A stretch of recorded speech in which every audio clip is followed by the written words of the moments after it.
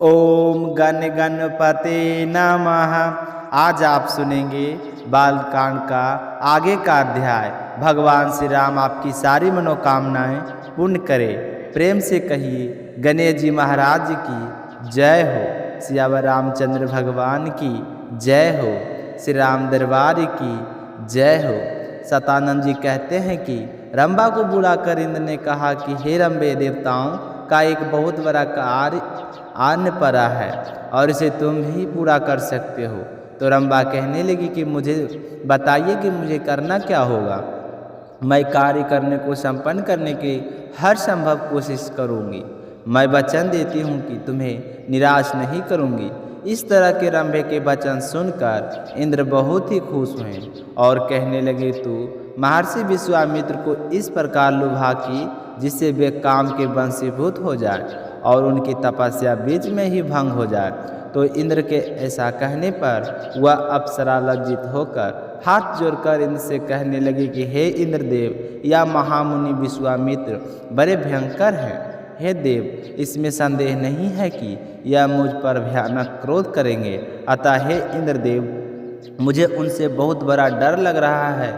आप मुझ पर कृपा करें। तो डरे हुई रंभा को इस प्रकार कहने पर सहस्त्र नेत्रधारी इंद्र हाथ जोड़कर खड़ी और थर थर कांपती हुई रंभा से कहने लगी कि रंभा, तू भय मत कर, तेरा ही भला होगा। तू अब मेरी आज्ञा मान ले और मेरा यह कार्य कर दे। ऐसा करना तुम्हारे लिए असंभव नहीं है। बैसाख के महीने में जबकि प्रत्येक वृक्ष 9 पल्लवों से परम सुंदर शोभा धारण कर लेता है, अपनी मधुर कांकली से आप सबके हृदय को खींचने वाले कोकिल और कामदेव के साथ मैं भी तुम्हारे साथ रहूँगा।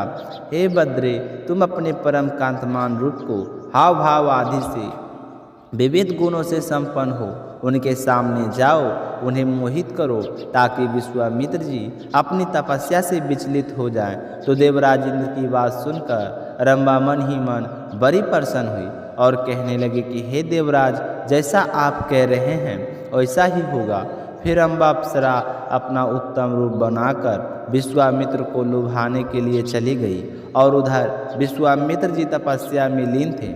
जब उनके कानों में मीठी बोली बोलने वाले कोकिल की मधुर ध्वनि पड़ी तो उन्होंने प्रसिद्ध होकर उसकी ओर दृष्टिपात किया तो देखा कि जिस ओर से आवाज़ आ रही है उसी तरफ रंभा खड़ी थी। कोकिल के कलरव, रंभा के अनुपम गीत और अप्रतिश दर्शन से मुनि के मन में संदेह हो गया। देवराज का वह सारा कुछ चक्र की समझ में आ गया और विश्वामित्र जी को यह सब देखकर बहुत ही गुस्सा आया।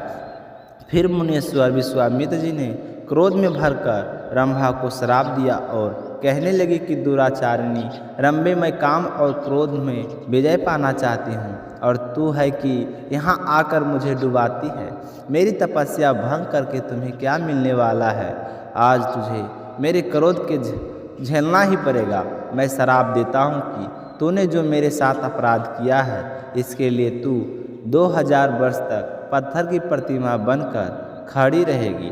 तो यह सुनकर रंभे की बड़ी ही दुखी हुई और हाथ जोड़कर थर थर काँपती हुई कहने लगी कि हे विश्वामित्र जी, मुझसे बड़ी भारी भूल हो गई है।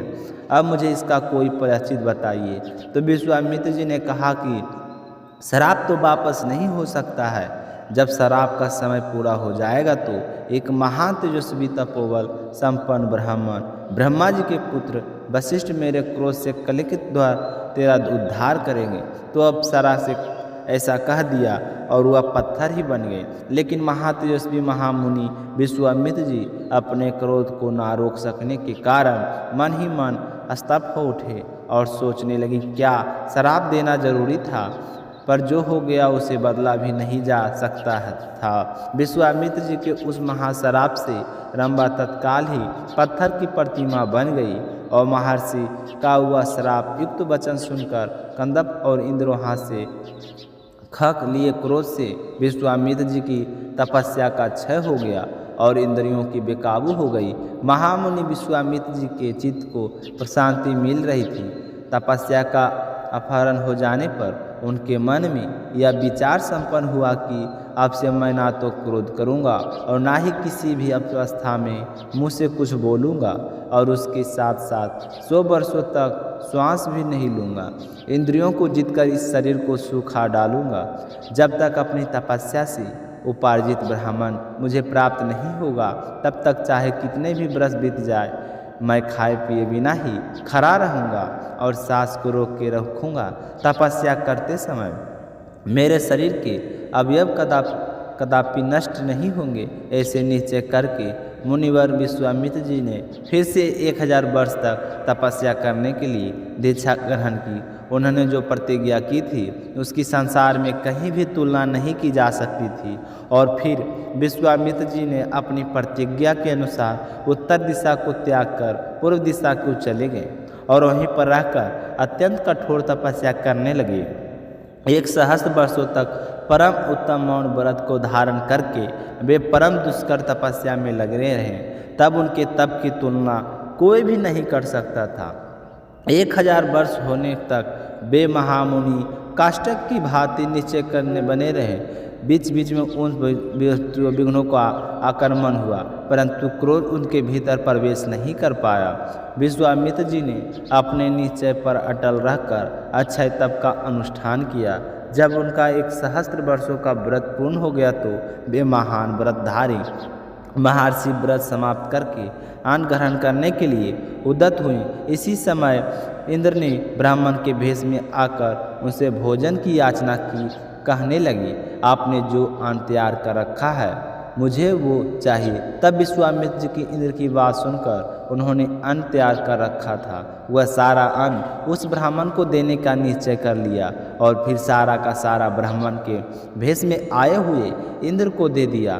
पीछे अन्न में से कुछ भी शेष नहीं बचा था।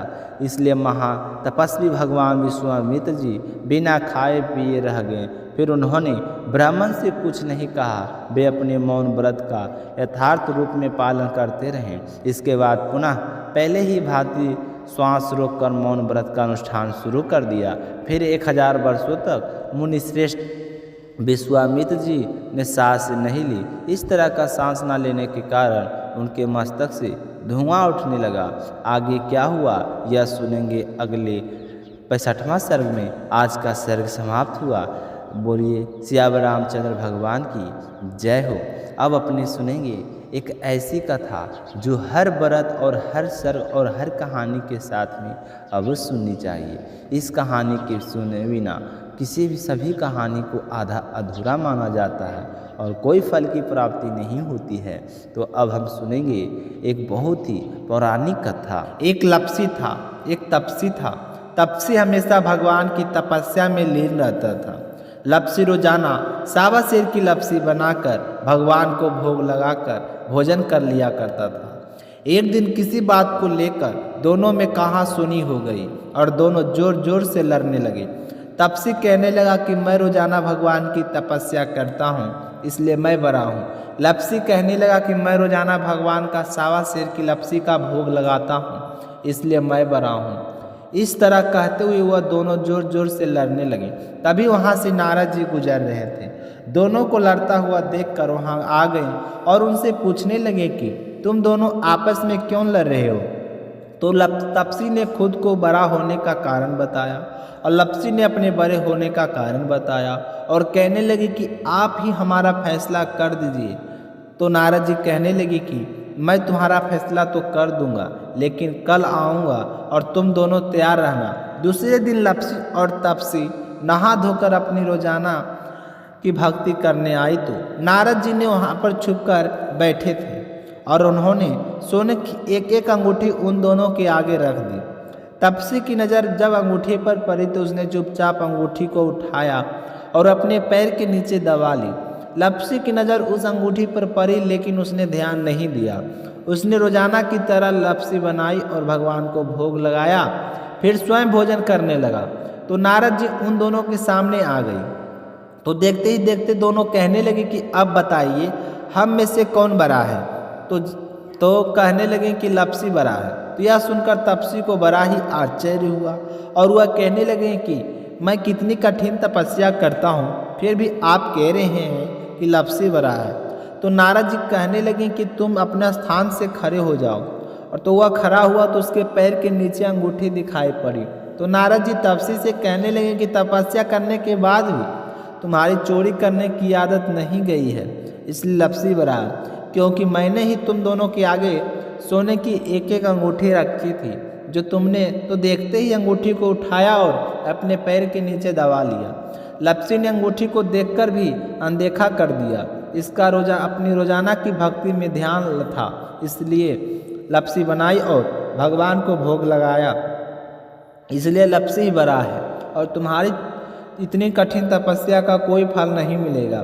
तो यह सुनकर तपसी को अपने किए हुए काम पर बड़ा ही पछतावा हुआ और शर्मिंदा होकर नारद जी से माफ़ी मांगने लगा और कहने लगा कि महाराज जी, मुझसे गलती हो गई, आज से मैं कभी भी चोरी नहीं करूँगा। तुम मुझे बताओ कि मुझे मेरी तपस्या का फल कैसे मिलेगा। मैंने तपस्या बड़ी श्रद्धा भाव से की है। तो तपसी की बात सुनकर नारद जी कहने लगे कि यदि घर की सारी रोटी बनाकर गाय और कुत्ते की रोटी नहीं बनाएगा तो वह फल तुझे ही मिलेगा। अगर कोई व्यक्ति दिया से दिए जलाए तो उसका फल भी तुझे मिलेगा। कोई ब्राह्मण को भोजन करवाकर उसे दक्षिणा नहीं देगा तो उसका फल भी तुझे ही मिलेगा।